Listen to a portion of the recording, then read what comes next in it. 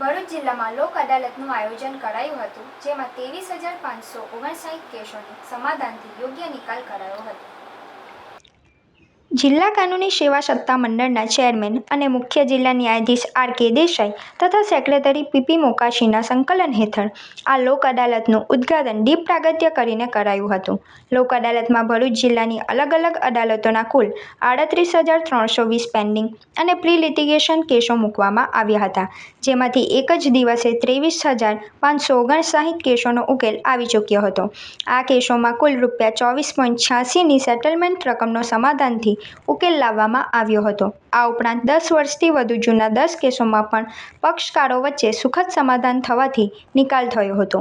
લોક અદાલતના અવસરે જિલ્લાના તમામ કોર્ટ પરિસરોમાં કાનૂની જાગૃતિ શિબિરો પણ યોજાઈ હતી, જેમાં તાલુકા કાનૂની સેવા સમિતિઓએ લોકોમાં કાનૂની હક અંગે જાગૃતિ ફેલાવવાનો પ્રયાસ કર્યો હતો.